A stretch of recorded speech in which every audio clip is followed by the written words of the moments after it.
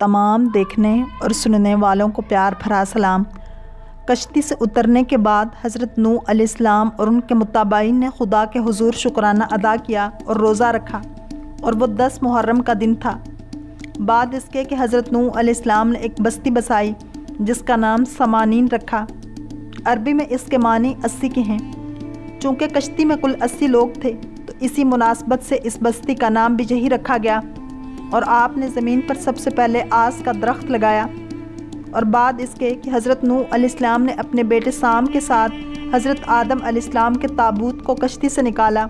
اور انہیں جہاں وصیت فرمائی گئی تھی دوبارہ دفن کر دیا گیا۔ کشتی سے اترنے کے بعد اللہ تعالیٰ نے حضرت نوح علیہ السلام اور ان کے بیٹوں کو برکت دی اور ان کو زمین پر پھیل جانے اور اپنی نسل بڑھانے میں برکت دی، اور زمین کے جانوروں اور پرندوں میں بھی برکت دی، اور انہیں حضرت نوح علیہ السلام کے تابع رکھا۔ مزید فرمایا کہ ان جانداروں کا گوشت جنہیں تم پر حلال کیا گیا ہے کھاؤ، اور زمین سے اگنے والا اناج اور سبزیاں اور فصلیں،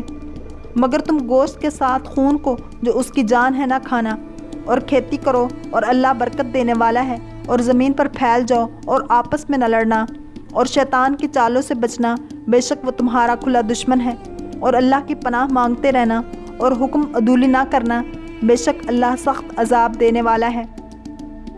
روایات میں آتا ہے کہ عذاب کے بعد جب ساری قوم اپنے بتوں سمیت ہلاک ہو گئی تو اللہ تعالیٰ نے حضرت نوح علیہ السلام پر وحی نازل فرمائی کہ اب آپ مٹی کے برتن بنائیں، اور برتن بنانے کی رہنمائی فرمائی۔ حضرت نوح علیہ السلام جب برتن بنانے لگے تو کئی دن برتن بنانے میں گزر گئے اور برتنوں کا ڈھیر لگ گیا۔ تب اللہ تعالیٰ کی طرف سے دوسرا حکم ہوا کہ اب ان برتنوں کو توڑ دو۔ حضرت نوح علیہ السلام نے عرض کیا، یا اللہ، میں نے بڑی محنت اور آپ کے حکم سے بنائے تھے، اور اب آپ انہیں توڑنے کا حکم دے رہے ہیں۔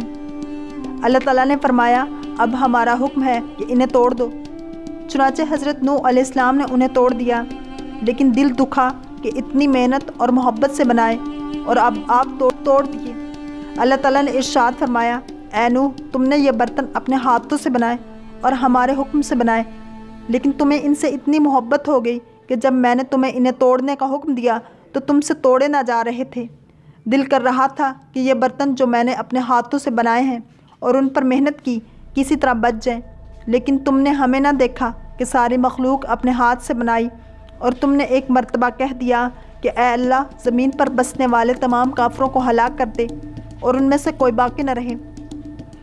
تمہارے اس کہنے پر ہم نے اپنی ساری مخلوق کو ختم کر دیا۔ اشارہ اس بات کی طرف تھا کہ جس مٹی سے تم برتن بنا رہے ہو وہ مٹی بھی تمہاری نہیں، اور بنا بھی اپنی مرضی سے نہیں بلکہ ہمارے حکم سے بنا رہے تھے۔ پھر بھی تمہیں ان سے اتنی محبت ہو گئی کہ توڑتے ہوئے دل دکھا، تو کیا ہمیں اپنی مخلوق سے محبت نہ ہوگی؟ بعد اس عذاب کے حضرت نوح علیہ السلام 40 اور بعض روایات میں ہے کہ 50 سال بعد وفات پا گئے، اور آپ کی قبر مسجد الحرام میں ہے۔ حضرت نوح علیہ السلام کے 4 بیٹے تھے، حام بن نوح، سام بن نوح، یافس بن نوح، اولاد سام بن نوح۔ حضور اقدس صلی اللہ علیہ وآلہ وسلم سے روایت ہے کہ عربوں کے فرزندان نوح میں عربوں کے ابو الآبا سام بن نوح ہیں، حبشوں کے جد امجد حام ہیں، اور رومیوں کے جد امجد یافس بن نوح ہیں۔ تورات میں مذکور ہے کہ کشتی سے اترنے کے بعد حضرت نوح علیہ السلام نے زمین پر کھیتی باڑی کی اور سب سے پہلے انگور کی بیل لگائی۔ ایک دن حضرت نوح علیہ السلام نے اس میں سے انگور کے گچھے توڑ کر ان کا عرق نکال کے پیا، جس کی وجہ سے آپ پر مدہوشی طاری ہو گئی اور وہ نشے کی وجہ سے برہنہ ہو گئے اور اپنے گھر آ کر پڑ گئے۔ یہاں یہ ذکر کرتے چلیں کہ روایات میں آتا ہے کہ شراب جس سب سے پہلے حضرت نوح علیہ السلام کے دور میں ایجاد ہوئی، جب کنعان یا جام جو کہ حام کا بیٹا تھا نے حضرت نوح علیہ السلام کو اس حال میں دیکھا تو اس نے سام اور یافس کو اس کے متعلق بتایا۔ انہوں نے ایک کپڑا لیا اور الٹے پاؤں یعنی منہ پیچھے کی طرف کر کے چلتے ہوئے جا کر حضرت نوح علیہ السلام کی برہنگی کو ڈھکا۔ جب حضرت نوح علیہ السلام کی طبیعت سنبھلی اور انہیں اس واقعے کی تفصیل معلوم ہوئی، تب انہوں نے سام کو دعا دی کہ تمہاری نسل فتوحات کرے گی اور قبیلوں میں رہے گی اور وہ بڑھیں گے، اور یافس کو بھی کہ تمہاری نسل بھی بڑھے گی اور سام کے گھروں اور قبیلوں میں ہوگی،